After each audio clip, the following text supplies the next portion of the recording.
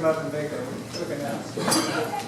So I'm sure you guys noticed the camera right there, and I just wanted to let everyone know that we're starting to film things like our ABQ Weeks meetings and conferences like this. And what we're going to do is we're going to upload all the videos to a YouTube channel so they're easily accessible to all of us. And so I'll be uploading those, and I'll make a link that I can post on our ABQ Weeks site so that all of you can find it easily and go back and watch these sessions and these discussions. And yeah, if you can't make it to a meeting, you can check it out there. So I hope that will be a helpful, valuable resource. And we're also going to share it with Grant County beekeepers. They really wanted to have access to all of this. So I just think it'll be a good networking tool. So something else I'm going to tell you guys. Oh yeah, and so ABQ Weeks, we meet, we would like to meet the first Thursday of every month, February through October, and we've had problems with that this year. So, and with that problem, we've seen attendance drop some. And so what we're going to do is we found a place to hold our meetings next year so that we can keep it every first Thursday, or sorry, fourth Tuesday. I was totally wrong, I'm sorry. I'm still stuck on, I want the first Thursday, but the fourth Tuesday, February through October, we'll be meeting at the First Unitarian Church. It's not necessarily a church, it's more of like a building that, groups meet at, that they rent out. And it's located on Carlisle, the southwest corner of Carlisle and Comanche. Did everyone hear that? Southwest corner of Carlisle and Comanche. So that's where we'll be starting February of 2019. And also I just wanted to share and put a little shout out to our ABQ group. We came up with the idea of a Mite panel because we wanted to hear people's differing viewpoints on treatment, what they do, the success and failure rates. So, and Kathy is awesome, and she thought, let's bring that to our meeting today. So yeah, I just wanted to share that kind of bloom from our little ABQ Weeks group, and now, yeah, we'll get to do that today. So yeah, thank you. Wait, Amy, there are quite a few people, of course, who can't come to the dinner tonight. Oh, But the YouTube channel will allow you to at least hear Dr. Dia's talk if you aren't signed up for the dinner tonight. Right, good point. Yeah, we can't fit a whole lot of people in that dinner in those little rooms. So what we wanted to make it accessible to everyone, we're going to have that recorded as well and then uploaded so we can share it. Everyone can see that. So yeah, thank you.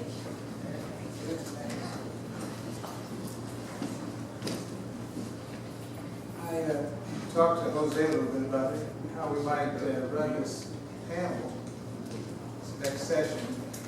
And so we're going to try this. Jose will probably start off the discussion with a few comments and to tell us a little bit about the Mite counts that we found in our own bee yard, our association's bee yard. And then the panel, each panel member will spend about 5 minutes discussing maybe their view on what we do about the Mite situation, what they do, their own philosophy. So that's the tactical take on that. And what I'll do is I'll introduce each panel member.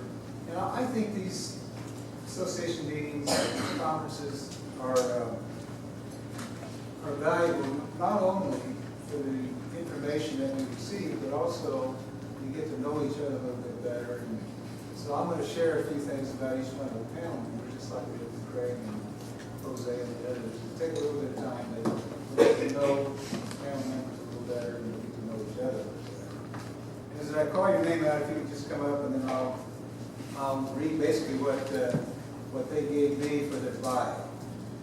So Chris Ewer, if you could make your way up here first.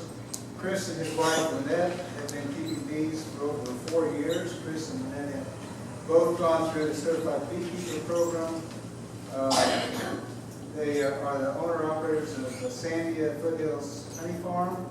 This year they have 10 Langstroths and 3 honeyflow hives, which I've heard about, I don't really understand.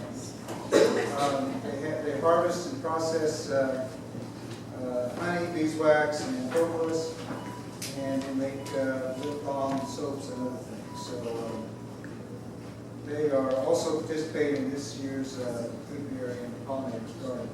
So we have approved plans.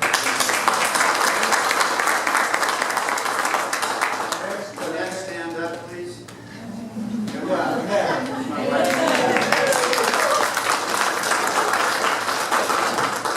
John, I'm going to see if I get your name right. It's a German name, John Feuerherd, as you close. He got into beekeeping because of his love for gardening and the taste of honey. Probably also mead, I don't know. Yeah, no. Gardening was got me. I wouldn't say you either. Okay. And has been keeping bees for 4 years now, owns a small honey business called ABQ Honey. He's a graduate of our association certification program and also continues to work as creditor and on the board for the administration of the beekeepers program, the certification program. Strongly believes that we should all be monitoring the mite counts of our hives and treat accordingly. He has used oxalic acid, formic acid, and powdered sugar treatments on his hives and exploring the possible use of lithium chloride. So we'll hear a little bit more about his philosophy on that. Mark Sommer. Mark's been keeping bees for a number of years with his wife Beth.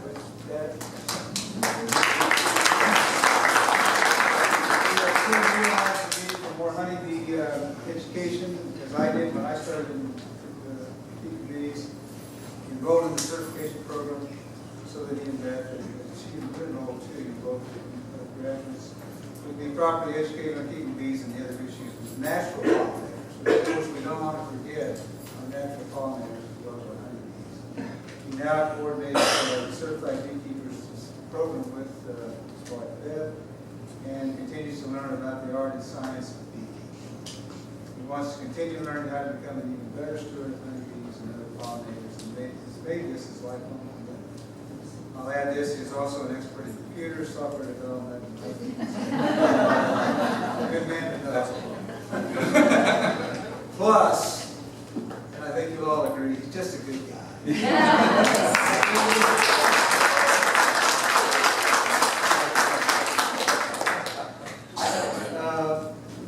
And then we have, of course, our president, Craig. I've already talked about him. Did you ever know what that 17th grandchild was? No. I said he had 4 7/8 grandkids. My second youngest is expecting in October, so. Well, his wife is. I'm expecting in about June. And of course, I've already introduced Dr. Dia, and Dr. Dia.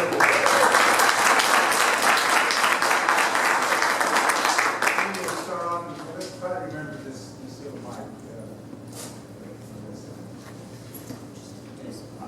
I think this is more of a panel for the locals that have been, experimenting, trying out, and have been successful at controlling mites with different approaches, more or less successful. Anyhow, but a couple of things before each one gets some time to explain what they do. Part of what we did this morning, going into some colonies, and Craig and I did yesterday, was taking samples from colonies that are part of the certification program.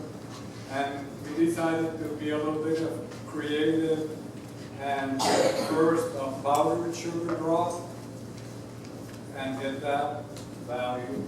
Then Craig thought I was brilliant, but I'm not brilliant, I've done this before.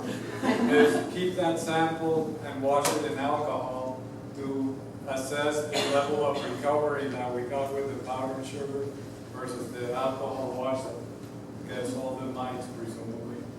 Then we went through the tedious process and boring process of counting the bees.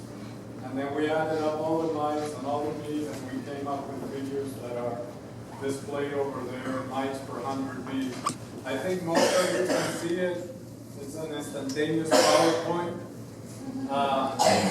But you can see on the right column the range of mite infestations that we got in colonies that are all in the same location.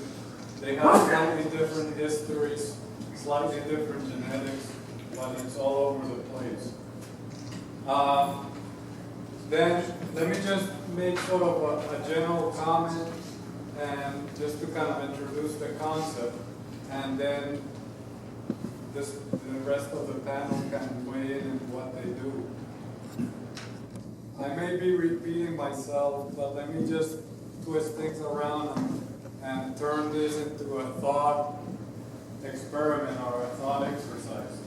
Let's say, hypothetically, you have an unnamed parasitic creature, right, that is affecting honeybees, you think. The first characteristic is that it is ubiquitously distributed. It's not pockets here that have it, pockets that don't. There's some level of the parasite, this unnamed creature somewhere, okay? Point one. Point two, let's say you know that inevitably in the majority of colonies, because of their genetic makeup, this yet unnamed creature grows in its population from a starting point, let's say at a low level because it's ubiquitous everywhere, and just keeps increasing. And that those levels increase throughout the first year, second year, third year, fairly predictably, okay? Point three, let's say you also have information that the level of that parasite, unnamed creature in a colony determines the risk at which that colony is in terms of not doing well, and more dramatically in terms of dying. So those 3 points are, in my view, very real about a parasite that I'm now going to name varroa destructor, and this is the parasite that we're dealing with. So knowing all this, you sort of wonder, okay, let's say somebody's committed to maintaining the health of their colony. Why in the world would they not be measuring the level of that parasite in their colonies to make informed decisions about what's going on whether you have possibly good bees, on how close you are to that death factor, and on whether, depending on your philosophy, you should be intervening in some way or another. So that passes the baton on to the rest of the people, and you can take it from there. Greg, you want to say anything about what we did? Yeah, I don't know if everyone can see this, hopefully they can. But I know as far as, I had some powdered sugar. Does that work? Okay, so I had some powdered sugar we did the mites yesterday. So we actually did the number 7 hive twice. Did it yesterday and today. The powdered sugar that I had, you should have ghost bees when you're doing that. It was more like rolling them around in granulated sugar because it had sucked up some of the moisture and it was clumpy. Even though I was trying to mash it and get it to do it, it was definitely obvious. This hive, number 7, with the powdered sugar, we had 7 mites. With the alcohol wash, the first wash, we got 28 more mites. And then 2 with the second wash. So the first wash typically gets most of the mites. So it had a total of 37 mites, which was the 9 mites.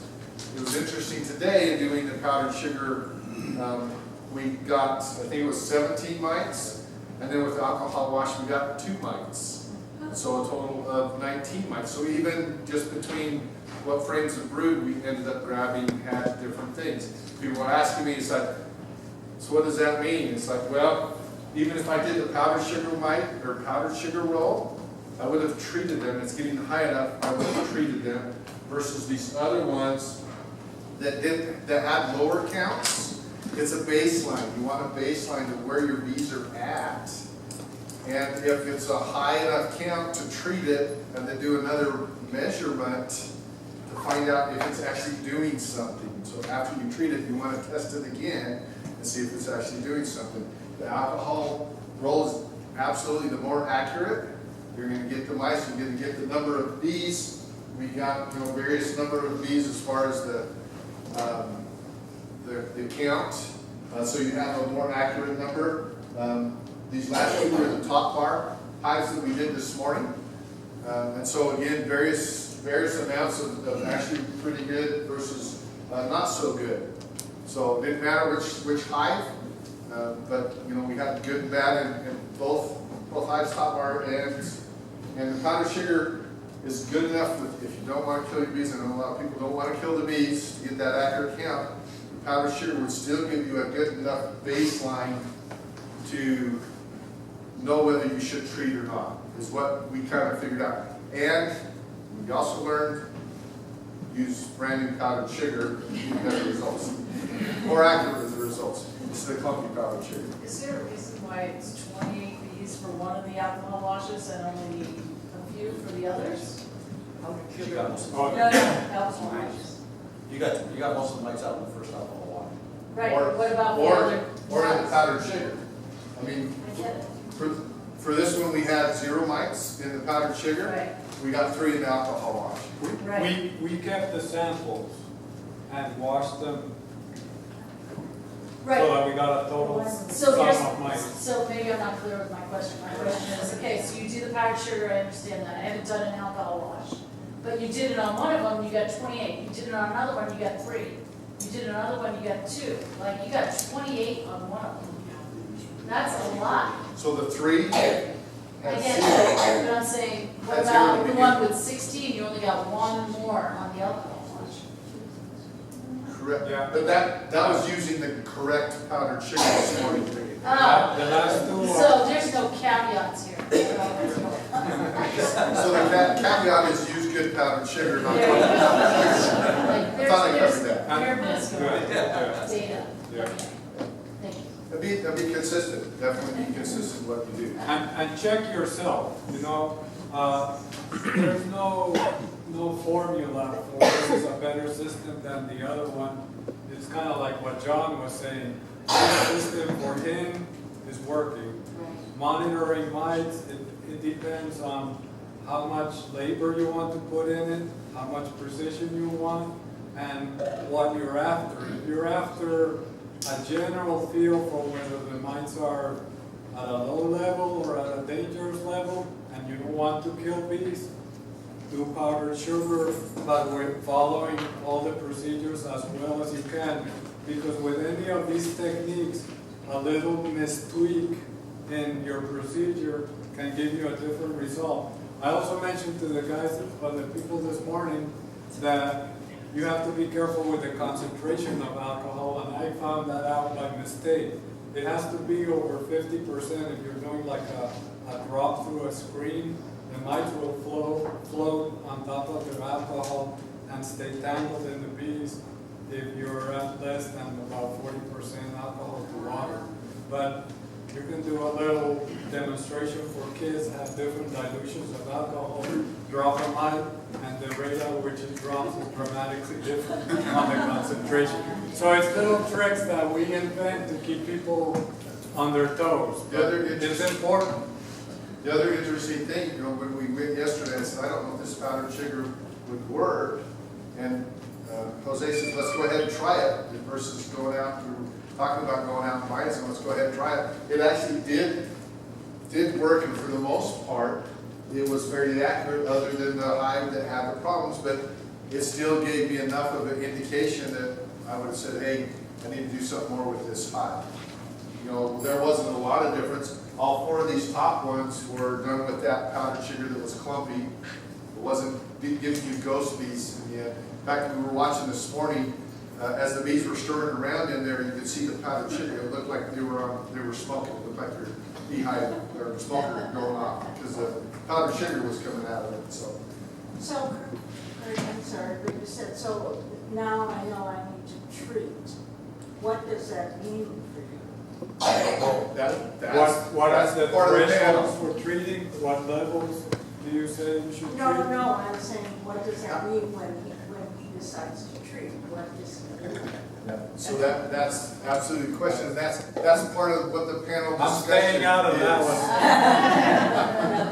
That's part of what the panel discussion But is. you're What not, level- you're what not level going do to you share that at this point, is that what Yeah. you're saying? No, I think they're all gonna share it. We're all gonna share. Well, no, he said he was one. Oh. I will definitely. I think we're discussing two questions, and maybe we're not understanding it well. One is sort of a guideline of what levels are dangerous and require a treatment. The other one is what procedure you should do for an effective treatment. And on the first question, I think the scientific community has been kind of all over the place in terms of what levels those are. I think we used to be a little bit more liberal and sort of cavalier and say, well, only at this level is it dangerous. More recently, the thresholds have been kind of decreased. So I used to say between 0 and 5 mites per 100 bees, the colony was kind of on the safe side. Between 5 and 10, it was kind of a yellow warning light. And anything over 10 was a high danger situation. But I generated that view based mostly on colony mortality. In other words, at 10%, which that colony is close to, if those numbers are right, would probably not survive very well through the winter. I think the general guidelines have dropped, and I've heard 3 per 100 is sort of a more common recommendation. But again, we're kind of charting new waters, and each locality is different. So I'd say just kind of start with some criteria. Obviously, knowing what it is better than flying in the dark and saying my bees die. And it may have been mice, it may not have been mice. So that's just a starting point. You guys want to tackle treatments? I have a good question on the mite counts for you though. One of the things we were taught 2 years ago was when you do a sugar shake roll, Lulu reminded me of this year, that you should, if you have sealed brood in there, you should double that number, the number you get from the shake. Do you do that or not? I do alcohol wash, so I don't have to deal with that. Well, because the philosophy was Right. that That that majority of mites underestimates. are in the brood, so you're not on the bees. Yeah. So, Well, there's all kinds of mathematical acrobatics that you can engage in to kind of tweak things, but it can be an endless thing. My view is the simplest that you can keep it, and the more based on local observation and with some kind of internal validation, that's probably the best that we can do at this point. Because the difference between a 0, 1, 2 infestation and a 10% infestation in terms of what it does to a colony is really dramatic. I have one question. Have you found in your tests that the time of year and the rate of hive growth versus aurora growth is crucial? Yeah, there's a lot of modeling that Test has in the been done. spring, test in the summer, Right. test in the fall, Yeah, and make your decisions based on that? it gets complicated, but generally, you find lower levels in the spring, increasing levels in the summer, and higher levels in the fall for a variety of reasons. How quickly the colony is growing, what the ratio of adult bees to brood is. So for example, just a very extreme situation is at the end of the season where brood is almost down to nothing, all the mites that were in the brood and that were reproducing as adult females are on workers. So you get like an overrepresentation of adults that can inflate your numbers. Yeah. You guys are up. Okay, Mark, you want to share something here? Thoughts? I believe in an integrated pest management system, but this year I've been testing with lithium chloride. Has anybody read any articles on lithium chloride? there's an article in that video that covers the experiments that were done, and it's something that happened by accident because they were trying to find a different method, and the results ended up that their control group ended up having fewer mites as well as the element they were testing, and they found out that it was the lithium chloride they were using in their solution.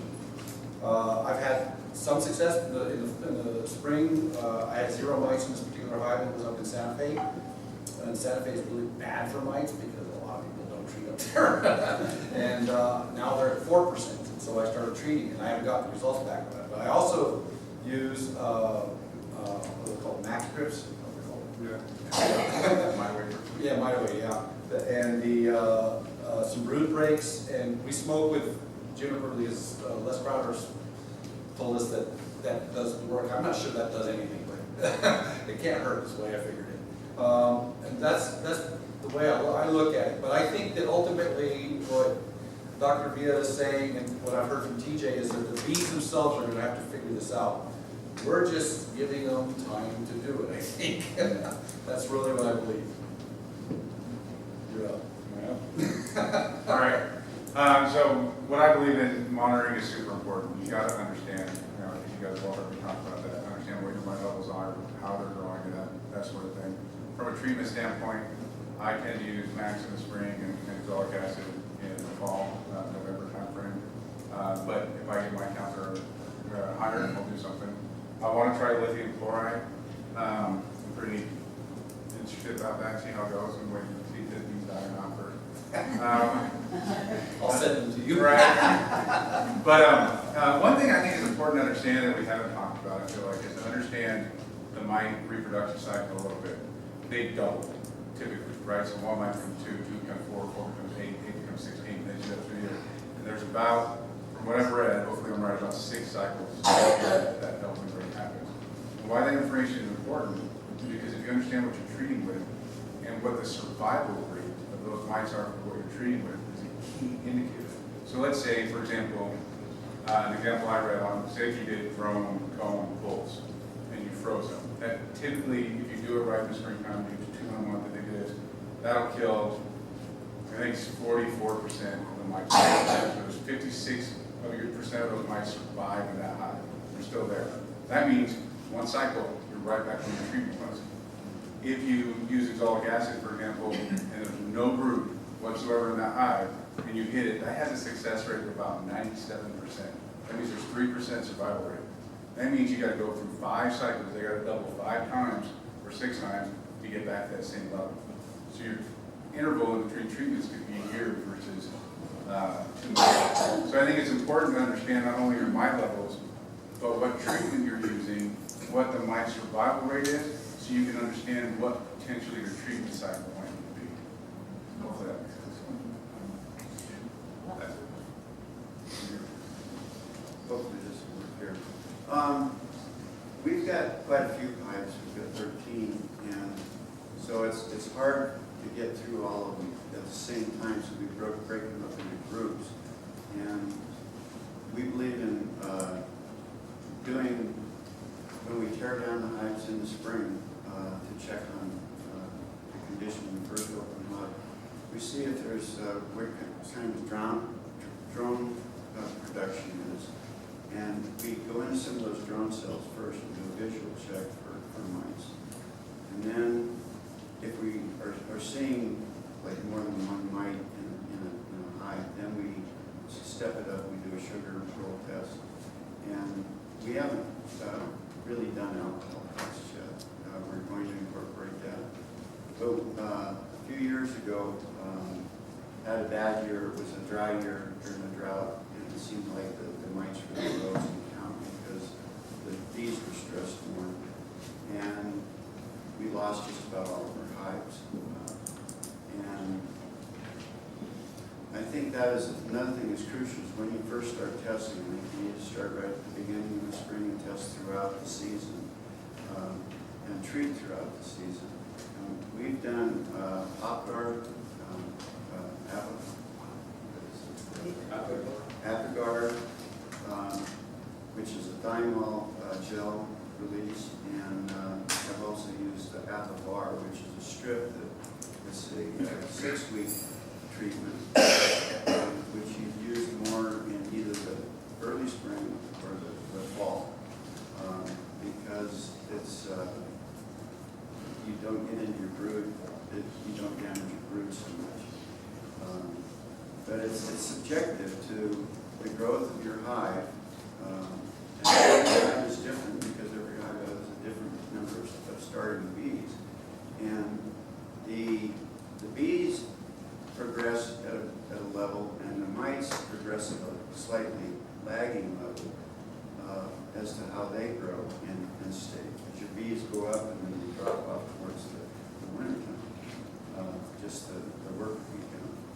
And a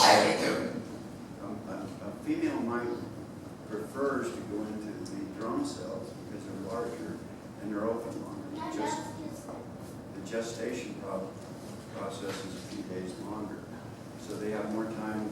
One female will go in, she'll lay a male egg, and then she'll lay up to 6 or 7 female eggs. And the male enters first, fertilizes the females, and move off of the larva into the rest of the hive. More open, uncapped cells. Just a few, I forget, I read somewhere it was like 30 to 60 hours before the cells are closed.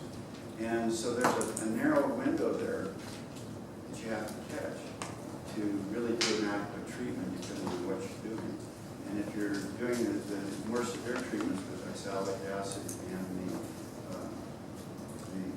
heavy ones that I call it, that you guys are doing the heavy stuff. Yeah, well, those kill the brood as well. And so, you can do it with just drone brood where you have a frame, you take it out, the queen will fill it up, you take that frame out, you freeze it, and you put it out for the birds to eat, and the mites are killed with if there are any mice in the drone brood. So it's just, this page is full of solutions and treatments, and it just depends on what you want to do and feel that your hive's in that particular situation again. And we're changing every year on what we're doing because the varroa mite problem is getting worse every year. And we're in those, it goes up and down and down and up and down. And every time you get bring in a swarm, if you're bringing in new colonies, my suggestion is you treat the colonies before you put them into a hive situation. Do the sugar test. Just put powdered sugar all over them. Don't do alcohol because you kill the colony. But do a sugar saturation. Just shake sugar all over them, and the bees will clean themselves out. The mice, leave them in an open area where the mice can drop off. They'll die. And then introduce them into a hive. We're going to start doing that. If we bring in new colonies, we're leaning towards the new type thing to where it's more manageable and so I think it's kind of an individual thing, and how high your hive population, the larger your population in your hive, the higher chances are you're going to have a larger population of mites. The smaller, the less. But you're going to have mites. That's a given. That's all I can say.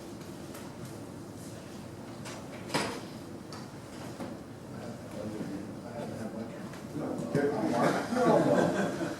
10 minutes old, she's cutting me off already. So a couple things that I want to definitely emphasize, and I'll go through what I do.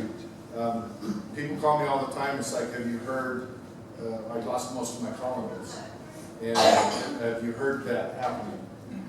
Or people call me and say, I kept most of my colonies. I'll ask both of them, it's like, did you treat for mites? And the ones that lost the colonies say, well, I looked for mites and I didn't see any. It's like, well, how did you look? It's like, well, I just looked. It's kind of like, if you don't see a cockroach, doesn't mean you have a cockroach problem or not. If you see a cockroach, you absolutely have a cockroach problem. So if you see a mite, you probably have a problem. So you need to do some kind of a measurement. And those that didn't do any treatments or any kind of mite integrated pest control lost their hives. Those that did, didn't. It was very crucial. I don't want to be bringing in bees. That's not my goal. My goal is, and you heard me say this last in February, that my goal is sustainable population of bees and stuff. So hopefully genetics, everything else. So I do, one of the things that I do is I'll cage the queen and break the brood cycle. So I'll catch her and stop her from laying. I'll powder sugar in there. We found out last year, even if you have a screen bottom board, you want to at least have enough space for the mite to drop down and not be able to climb back up into the hive, or do a sticky board to catch the mites and do a count.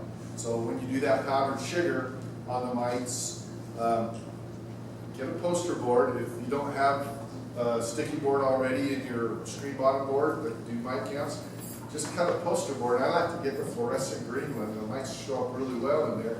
Do your powdered sugar, put a little thin coat of Crisco on there, and cut it so it fits into your hive.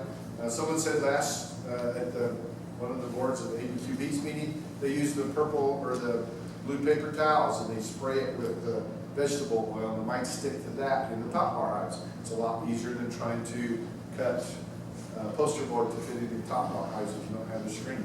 But put a little Crisco or spray it with vegetable oil, the cooking oil, the mites will stick to it. It doesn't bother the bees. You get a fairly decent mite count as well, and you can kind of repeat that cycle and see if your mite count is going down.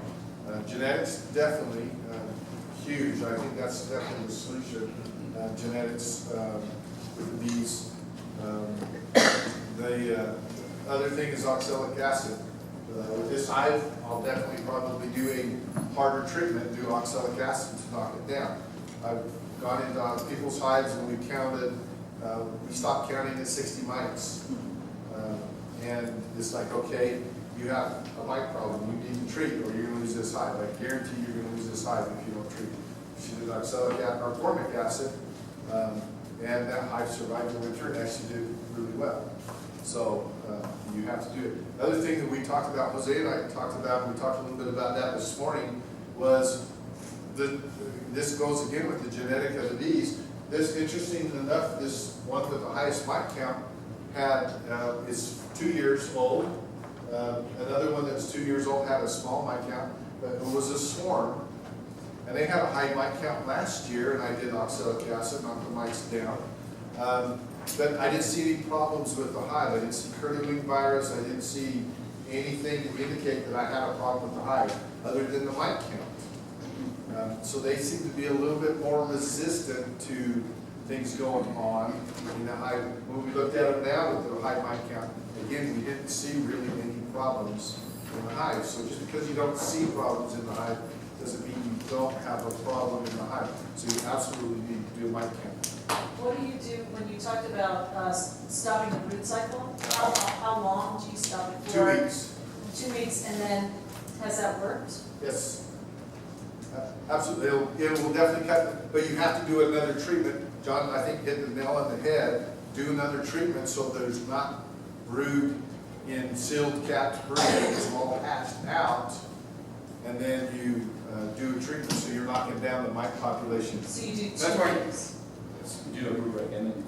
Yes. Yeah. That's why it's so important to understand the treatment and how it works, right? Like, for this example, if you do an oxalic acid treatment with brood in it, you will have a survival rate of mites of 60 to 70%. If there are no brood, sealed brood in that hive with oxalic acid treatment, you'll have like a 97% kill rate or a 3%.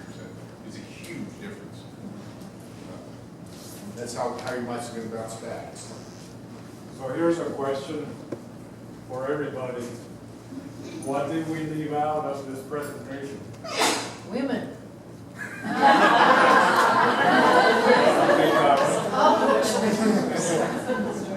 What else did we leave out? Grant. Did you do that? I think one of the questions some of us have, even if we can control the mites with a particular like you say, pesticide. What effect does, if any, does that have on the value of the wax? Is that a problem? Yeah, there's been studies on that, and stuff shows up. It's a question of what you consider dangerous, intolerable, whatever. And yes, there is a lot of findings of mostly the strong chemicals in wax. Strong chemicals being like the Avivar, Yeah. right? Right. Because a lot of them are fat soluble. Wax has a lot of fat in it, and it gets absorbed. That is definitely a question of concern. I'm not in that field, and the general outcome of these discussions is that a lot of times, or generally, those levels are below worrisome amounts for bees and for humans. But that is more of a question of what the tolerance levels are. I think we're generally, and this is good, but it also can lead to misinterpretation. The analytical techniques that chemists have right now are like light years ahead of what they were 10 years ago. So when you read in a newspaper, factor X detected in compound B, you have to look at what the procedure was and what the level was. It doesn't mean that it's a new thing. It probably means that the chemists are really good at finding it now. And I'm not defending any of this chemical application by far. I'm just sort of putting it into perspective. So I don't know whether that generally answers your question. It's a very diffuse area that depends a lot on people's philosophy. But let me get back to one specific thing that we did miss, and it doesn't have anything to do with sexism or anything else. You could see from this presentation that people are trying different things, and that there's information on the reliability of different procedures that you can go by as a general guideline. But since there's so many factors that can influence the effectiveness of a treatment, what should you do after you have treated? Test. Verify that it worked, you know? So that's another thing that gets overlooked. A lot of times people will monitor, will treat, and then forget about it, and then they go and say to you, oh, my colony, I treated, but my colony died. Well, the question is, did the treatment work? I had sort of a come to Jesus moment one time when, in the early days of the chemical chain of treatments, where the battle horse at the beginning of the varroa infestation was fluvalinate. The little sort of orange strips, it was highly effective at first, and then it started losing its effectiveness. I had some research colonies that were collapsing, and I put Apestan to try and treat them, and I went back and they were declining, and I even saw newly emerged workers with mites walking the strip. So that shows you that this chemical approach has its time course and failures, and the battle horse on the powerful chemicals right now is Avivar, right? Based on anthrax. A lot of people have predicted that just like there was sort of a, 5 to 7 year period from highly effective to not for fluvalinate and for Coumaphos, it was going to happen to anthrax. It apparently has not happened, and it is kind of the battle horse of the commercial guys. And that's why the large commercial guys still stay in business. They're applying other things, but I think they're relying a lot on anthrax. So, yeah, monitor at the beginning, but also monitor after treatment. You asked what we could take away from this, and it seems to me, in one sense, there's a real dilemma. As a backyard amateur beekeeper, I want to keep my hives alive, right? I don't want to have to keep replacing replacing. Right.